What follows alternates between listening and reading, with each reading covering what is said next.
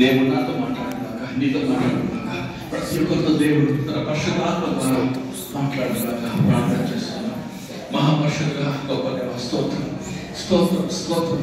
మాట్లాడే దేవుడు, జీవగల దేవుడు, చూచుల దేవుడు, యెహోవా రాఫా, యెహోవా షమ్మా, యెహోవా నిస్సి, యెహోవా సిద్కిను. స్తోత్రం నాయనా, స్తోత్రం, స్తోత్రం, స్తోత్రం. అయ్యా మార్చి తప్పని దేవుడు, మారణ దేవుడు, నిన్న నేడు నిరంతరము ఏమి రీతిగా ఉన్న దేవుడు.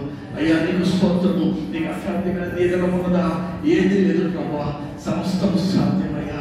ఇంత గొప్ప దేవుడు తండ్రి మానవుని సృష్టించి, మానవుని ఆత్మను ఉంచి, మానవుని స్వరూపంలోనికి మార్చుటకు, మానవుని చిత్తం నెరవేర్చుటకు, మానవుని ప్రభా నీవనే జీవించుటకు దేవా మెరిసిన గొప్ప కృపకై మీకు స్తోత్రం, స్తోత్రం, స్తోత్రం చెల్లిస్తున్నాయా.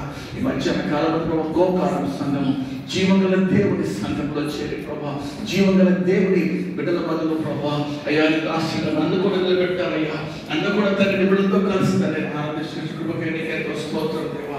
ఈ మధ్యాహ్న కాలంలో ప్రభా ప్రతి ఒక్క హృదయాన్ని తెరవండి దేవా, ప్రతి హృదయాన్ని మండించండి దేవా, ప్రతి హృదయాన్ని ప్రభా రగిలించండి దేవా.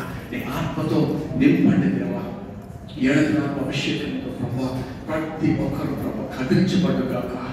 అయ్యా మీకు స్తోత్రం, స్తోత్రం చెల్లిస్తున్నాం.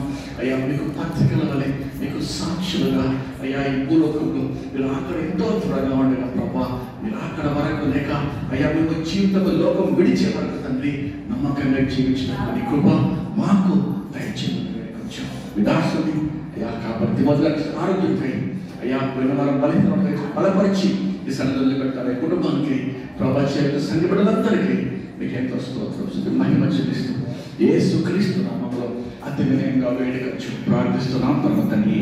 ఆమేన్.